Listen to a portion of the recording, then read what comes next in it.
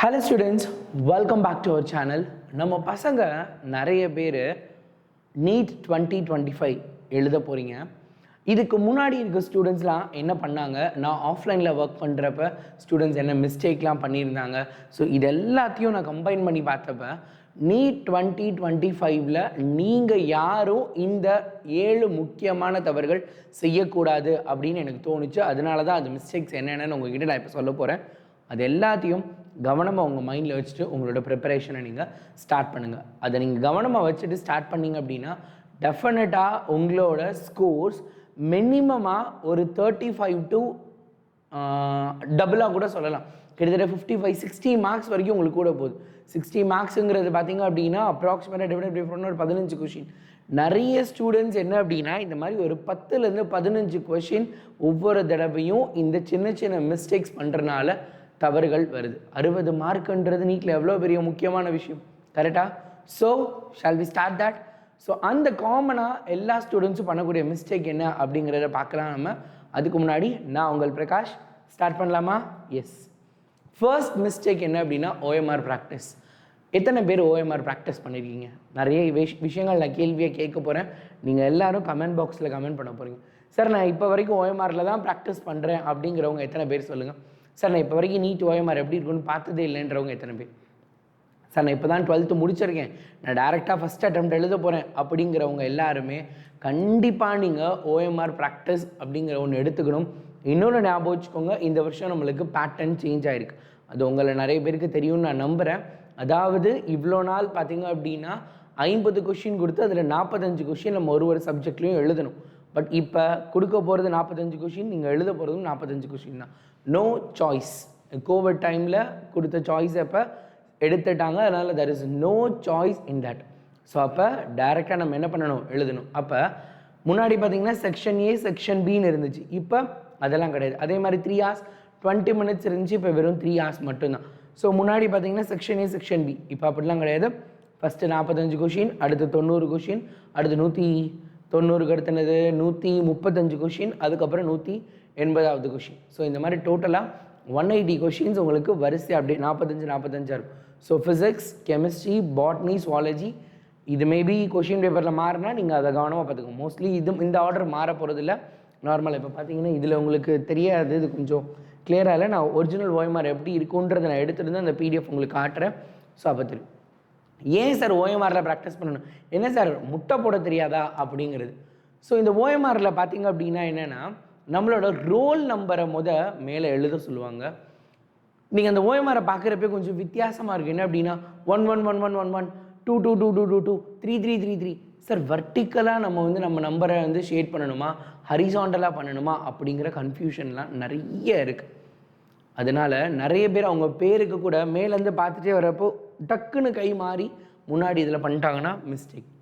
So OMR mistake ஆச்சுன்னா நீங்கள் ஒரு வருஷம் கஷ்டப்பட்டாலும் என்ன ஆனாலும் திருப்பி நீங்கள் மாற்ற முடியாது. ஸோ OMR கவனமாக இருக்கணும். ப்ராக்டிஸ் பண்ணிட்டீங்கன்னா அடிச்சு நொறுக்கிடலாம். ஸோ OMR ப்ராக்டிஸ் ரொம்ப ரொம்ப முக்கியம். இதில் ஃபர்ஸ்ட் மிஸ்டேக்காக நம்ம பசங்க நிறைய பேர் பண்ணக்கூடியது என்னென்னா, நான் பல தடவை எல்லா ஸ்டூடெண்ட்ஸ்கிட்டையும் சொல்கிறது அதுதான், ஆனாலும் திரும்ப திரும்ப நம்ம பசங்க பண்ணுறது அதே தான். என்ன பண்ணுவான், கொஷின் பேப்பரில் ஆன்சரை மார்க் பண்ணிக்கிட்டே இருப்பான். ஆன்சர் கண்டுபிடிக்க கொஷின் பேப்பரில் ஆப்ஷனை கிளிக் பண்ண, question paper last ½ an hour இருக்கப்போ உட்காந்து எல்லாத்தையும் நான் அப்போ பபுள் பண்ணுறேன்னு வேகமா.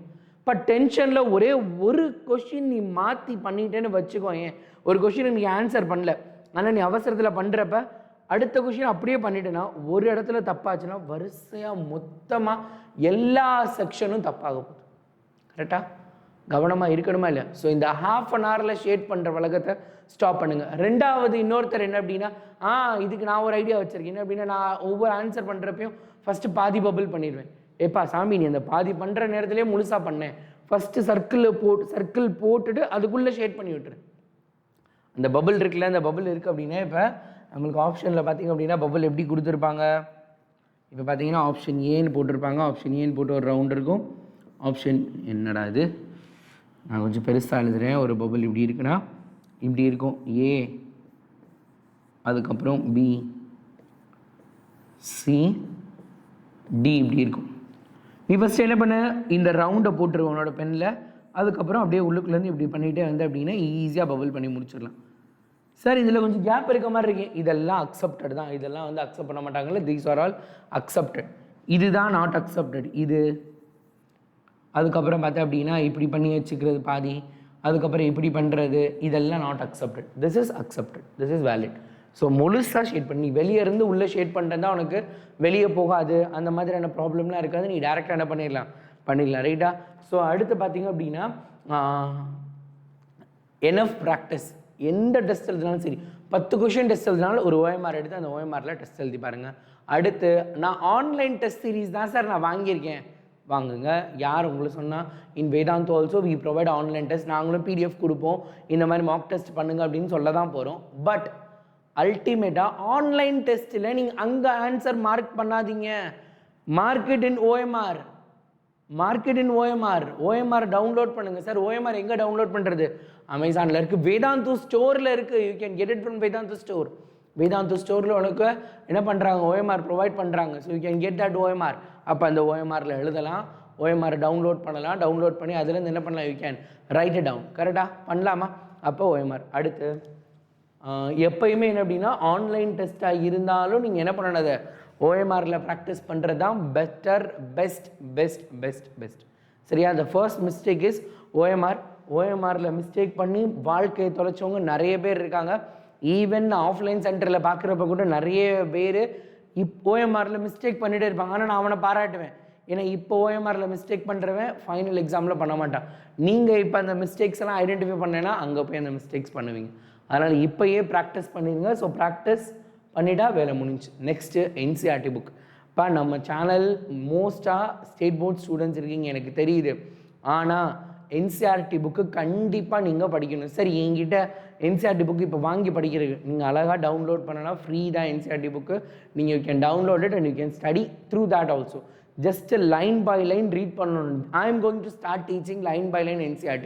April 5th line by line NCERT நான் வந்து டெய்லி ஒரு சாப்டருக்கு ஒரு 5 பேஜ் நான் லைன் பை லைன் உங்களுக்கு நடத்த தான் போகிறேன். We are going to discuss that line by line நம்ம எப்படி NCERT படிக்கணும். ஏன்னா ஸ்டேட் போர்ட் பசங்ககிட்ட நிறைய பேர்கிட்ட புக்கு இருக்காது அப்படிங்கிறது எனக்கு தெரியும். நான் உங்களுக்காக இங்கே அப்படியே டேரெக்டாக இதில் நடத்துகிறேன். We are going to study. என் கூட நீங்கள் படிக்க ரெடினா கீழே கமெண்ட் பாக்ஸில் நான் ரெடி சார் எனக்காக நடத்துங்க அப்படிங்கிற விஷயத்த நீங்கள் சொல்லுங்கள். ஸோ NCERT புக்கை நீ இக்னோர் பண்ணவே கூடாது. NCERT ரொம்ப முக்கியம். ஃபிசிக்ஸுக்கு, கெமிஸ்ட்ரிக்கு, பயாலஜிக்கு you must study NCERT book. கண்டிப்பாக அதை ரீட் பண்ணணும். அது போக எப்படி நம்ம இதில் புக் பேக் கொஷின், புக்கின் கொஷின் சொல்கிறோம், அது மாதிரி அதில் பார்த்தீங்கன்னா book exercise in text question. டெக்ஸ்ட்டுக்குள்ளே லெசனுக்குள்ளே போயிட்டே இருக்கப்போ அங்கங்கே நம்மளுக்கு டூ யூ நோ இருக்குது பார்த்தீங்களா, அந்த மாதிரி அவங்க இதில் இன்டெக்ஸ்ட் கொஷின் இருக்கும். அந்த கொஷின்ஸ் இப்போ டைரெக்டாக கேட்டிருக்காங்கடா நீட்டை பொறுத்த வரைக்கும். நீட்லலாம் நிறைய தடவை அப்படியே அதில் இருக்கிறத கொஷினை அப்படியே கேட்டிருக்காங்க. ஸோ கவனமாக you have to study exercise and index question. நீங்கள் எக்ஸசைஸ் அண்ட் இன்டெக்ஸ் கொஷின் படிக்காமல் உங்களோட மார்க் 165 மேலே வர்றதுக்கு சான்ஸே கிடையாது. 165க்கு மேலே வேணும்னு நினச்சிங்கன்னா டெஃபினட்டாக நீங்கள் NCERT படிக்கணும். சார் எனக்கு இவ்வளோ போதும், NCERT படித்தா நீ எவ்வளோ மார்க் வாங்கினாலும் அதை விட உனக்கு வந்து பார்த்தீங்க அப்படின்னா ஒரு 20 to 25 marks each subject you are going to get it more. இது ஷியோர், டேம் ஷியோர். டைரக்ட் லைனில் இருந்து கொஷின் வரும். தியரி கொஷின் அப்படியே NCERTலேருந்து வருஷம் ஒரு சப்ஜெக்ட்லேயும் மினிமமாக 4-5 கொஷின் டைரெக்டாக அப்படியே அதில் இருக்க சென்டென்ஸ் மாறாமல் கேட்டிருக்காங்க ஒரு சப்ஜெக்ட்டுக்கும். அப்போ அதை மிஸ் பண்ணலாமா?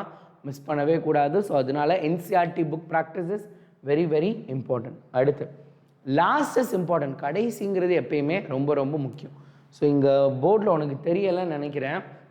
அதாவது இங்கே இருக்க வார்த்தை மட்டும் உனக்கு தெரியும், சம்மரி அப்படின்னு ஒன்று இருக்குது.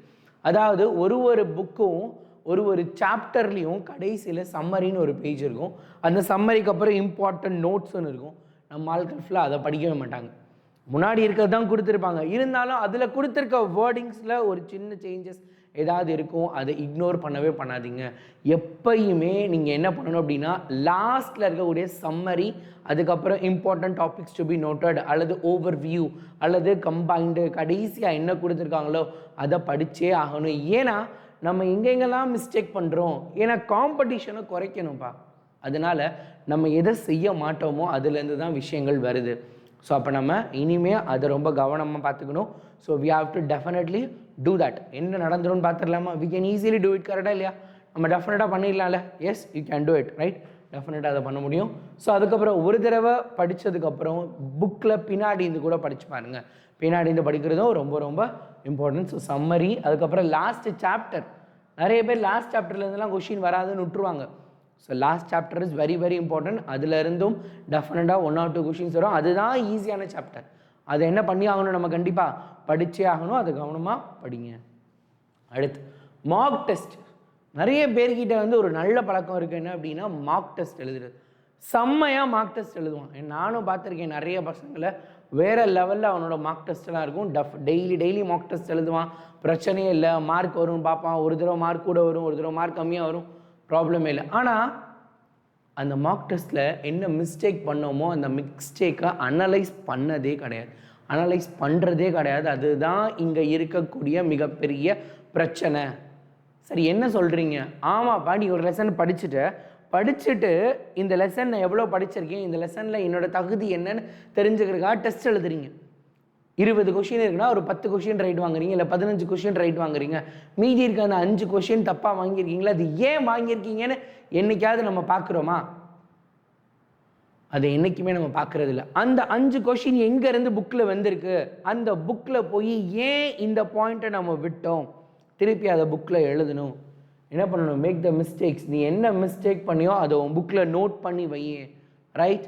ஸோ இந்த மாதிரி நீ நோட் பண்ணி வைக்கிறப்ப நெக்ஸ்ட்டு அதே கண்டென்ட்டில் அதே டாப்பிக்லேருந்து கொஷின் வரப்ப அடுத்த தடவை தப்பு வாங்க மாட்டேன். இந்த தடவை 15 கொஷின் ரைட் வாங்கின நீ டெஃபினட்டாக அடுத்த தடவை 17 கொஷின் ரைட் வாங்குவேன். நீங்கள் இந்த தடவை 15னா நெக்ஸ்ட் டைம் 17 வாங்குவீங்க.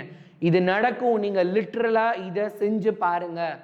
டெஃபினட்டாக you will see the difference, ரைட்டா? அடுத்து இந்த மார்க் டெஸ்ட் எழுதுறனால உன்னோட ஸ்ட்ரென்த் என்ன, வீக்னஸ் என்னன்றதை கண்டிப்பாக நீ கண்டுபிடிக்க முடியும். உன்னோட ஸ்ட்ரென்த்னா நீ ரைட்டாக வாங்கின கொஷினில் உன்னோட ஸ்ட்ரென்த், நீ தப்பாக வாங்கின கொஷினில் உன்னோட வீக்னஸ். அப்போ அதில் நீ கான்சன்ட்ரேட் பண்ணணும். ஏன் தப்பு? ஓ, இதுதான் கான்செப்டா? அப்போ கேர்லெஸ் மிஸ்டேக் விட்டுருக்கோமா, இல்லை நம்ம இந்த டாபிக் படிக்கலையா, இல்லை படித்தது சரியாக படிக்காமல் விட்டுட்டோமா, அப்படிங்கிற மாதிரி உன்னோட தவறுகளை அனலைஸ் பண்ணுறதுக்கு mark test is very very very very important. புரிஞ்சுதா? அந்த மைண்டில் எப்பயுமே வச்சுக்கோங்க. Okay, right. Avoid over confidence, that's very important. So இந்த படத்தில் ஆக்சுவலாக என்ன கொடுத்துருக்காங்க அப்படின்னா, உனக்கு இங்கே ஒரு பிளாக் தெரியுதான்னு எனக்கு தெரியல, ஜஸ்ட் ட்ரா பிளாக். இங்கே ஒரு பிளாக் இருக்குது, இங்கே ஒரு டாட்டட் பிளாக் கொடுத்துருக்காங்க. இந்த ரெட் கலர் தெரியுதுல, ரைட். அதே மாதிரி இங்கே ஒரு பிளாக் இருக்குது, ரைட்டா? இந்த பையன் இங்கே இருக்கான். இங்கேருந்து என்ன பண்ணணும் அப்படின்னா, அவன் என்ன பண்ணணும், இங்கேருந்து ஹேஸ் டு ஜம்ப் ஹேர், ரைட்டா? இங்கேருந்து அவன் ஜம்ப் பண்ணணும். He skipping it. எனக்கு தெரியும் இங்கே எதுக்கு போகணும், இதான டெஸ்டினேஷன், இங்கேருந்து இங்கே போகிறேன். திஸ் ஓவர் கான்ஃபிடென்ஸ் உடம்புக்கு ஆகாது. நிஜமாக சொல்கிறேன், கவனமாக கவனிங்க. இந்த லெசன் நான் படிச்சுட்டேன், இந்த லெசன் நான் போர்டு எக்ஸாமுக்கே ரொம்ப சூப்பராக படிச்சுட்டேன், இதில் இருக்கிறதெல்லாம் கேட்டப்போ எங்கள் மிஸ்ஸுக்கு தெரியாததை கூட நான் ஆன்சர் பண்ணிட்டேன், அன்றைக்கி ஒரு கொஷின் இதில் கேட்டாங்க, அதெல்லாம் நான் வேறு லெவலில் ஆன்சர் பண்ணேன். இந்த ஒரு தாட்டை ஃபஸ்ட்டு மாற்றுங்க. நீங்கள் யாராக வேணா இருக்கலாம், எவ்வளோ பெரிய ஆளாக வேணா இருக்கலாம். நீங்கள் கெமிஸ்ட்ரியோ ஃபிசிக்ஸோ பயாலஜிலேயோ நீங்கள் போர்டு எக்ஸாமில் 100 out of 100 கூட வாங்கியிருக்கலாம். ஆனால் இல்லை வாங்கலாம் 10th 11th 12th இப்போ வரைக்கும் நீங்கள் அந்த சப்ஜெக்டில் வேறு லெவல் ஸ்கூல் பர்ஃபார்மராக இருந்திருக்கலாம், டாப்பராக இருந்திருக்கலாம். But you must not be over confidence உடம்புக்காகாது. எனக்கு எல்லாம் தெரியும்னு இருக்கக்கூடாது. Repeated revision. இப்போ ரிவிஷன் பற்றி அடுத்த டாபிக் பேச போகிறேன். ஸோ ஓவர் கான்ஃபிடென்ஸை எப்பயுமே உங்கள் பக்கத்தில் வச்சுக்காதீங்க, அதை ஓரந்தள்ளி வச்சுருங்க. கண்டிப்பாக நம்மளை கீழே தள்ளிடும். இந்த பையன் கண்டிப்பாக கீழே தான் விழுக முடியும். இங்கேருந்து இங்கே போகிறது கஷ்டம். இங்கே ஒரு ஆப்ஷன் இருக்கப்போ அது வழியாக தான் போகணுன்னா அந்த வழியாக தான் போகணும், ரைட்டா? So don't do over confidence, ரைட்டா? ஓவர் கான்ஃபிடென்ஸ் தேவையில்லை நம்மளுக்கு. Revision is not reading. நம்மள நிறைய பேர் என்ன அப்படின்னா, ரிவிஷனுங்கிறது இங்கே பார்த்தீங்க அப்படின்னா இது வந்து மூளையிலேருந்து அப்படியே பேப்பராக கொட்டுது. அதில் அந்த பையன் படிக்கிற மாதிரி இருக்க இமேஜ். ஆக்சுவலாக இங்கே நிறைய லைட்ஸ் எல்லாம் இருக்கிறனால தெரியல. I will just check it out, right? Next time அப்போ ஒயிட் பேக்ரவுண்ட் இல்லாமல் will keep it in a black so that you can see that. அதை நம்ம பார்க்க முடியும். Just a minute, I will try to change it. ஒரே ஒரு நிமிஷம். இந்த this diagram is little important.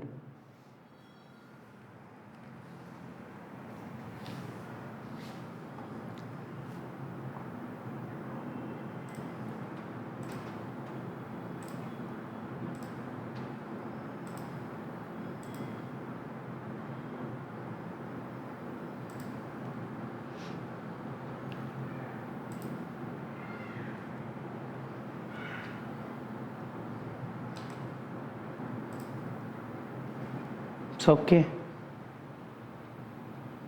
Right, revision is not reading. நிறைய பேர் ரிவிஷனுங்கிறது என்ன நினச்சிட்டாங்க, ரீட் பண்ணுறது, புக் எடுத்து வச்சு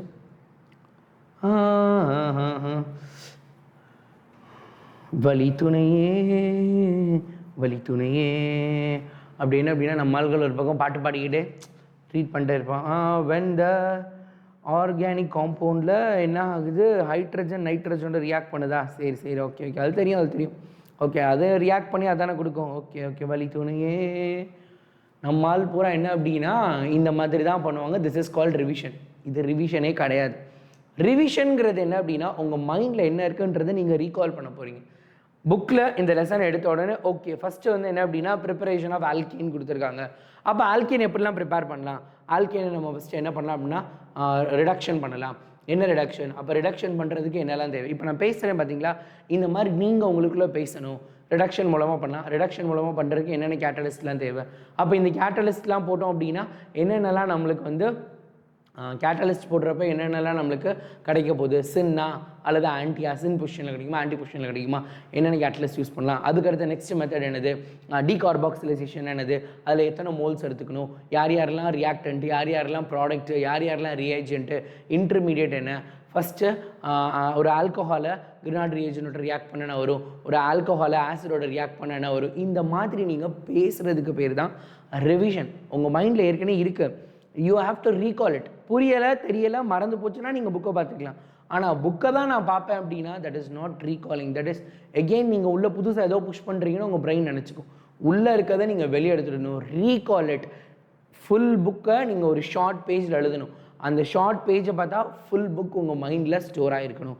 இதுதான் கொடுத்துருப்பாங்க, இந்த லைனில் இந்த இடத்துல ஆமாம் இதுதான் சொல்லியிருப்பாங்க அப்படிங்கிறது உங்கள் மைண்டில் உங்களுக்கு தெரிஞ்சிருக்கணும்.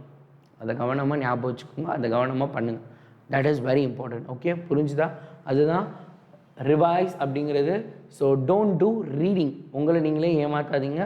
ரிவிஷனுங்கிறது வேறு, ரீகால்ங்கிறது வேறு. Right, never lose your hope. நிறைய பேர் என்ன அப்படின்னா சார் என்னால் முடியுமா, சார் என்னால் இப்போ படிக்க ஆரம்பித்தா என்னால் 700 எடுக்க முடியுமா, இப்போ படிக்க ஆரம்பித்தா 600 எடுக்க முடியுமா, இப்போ படிக்க ஆரம்பித்தா 500 எடுக்க முடியுமா. இப்போ முடியுமான்னு கேட்காதீங்க. You just two your work. நீங்கள் என்ன செய்யணுமோ அதை செய்யுங்க. Never loose hope. there is always a way. கண்டிப்பாக ஏதாவது ஒரு வழி இருக்க தான் செய்யும். ரைட்டா, there is always a hope. there is always. எப்பயுமே என்ன அப்படின்னா ஒரு வழி இருக்குன்றத உங்கள் மைண்டில் வச்சுக்கோங்க. எதுக்காகவும் பயப்படாதீங்க. ரைட், பயப்பட தேவையில்லை, யோசிக்க தேவையில்லை. முடியுமா நீ இறங்கிரு, நீ உள்ளே இறங்கிரு. அதுக்கப்புறம் என்ன நடக்குதோ அதை பார்த்துடலாம். You just get down. நீ இறங்கி என்ன நடக்குதுன்னு பாரு. டெஃபினட்டாக ஏதாவது ஒரு வழி உனக்கு கிடைக்கும். ஓகே, ஷுவராக it will help you. Okay, I hope you understand. So இந்த 7 மிஸ்டேக்கை எப்போயுமே லைஃப்பில் என்ன பண்ணக்கூடாது, you should not do that. Never do this 7 mistakes in your life. Okay, right, mistake மட்டும் பண்ணிடாதீங்க. கண்டிப்பாக பண்ண மாட்டீங்களா? Right, so will do one short revisions. Already physics and biology போயிட்டுருக்கு, chemistry I am doing it. So always be வாட்சிங். Thank you, bye bye. If you Gantt then who can. உன்னால் முடியாட்டி வேறு யாரால் முடியும். தேங்க்யூ பசங்களா.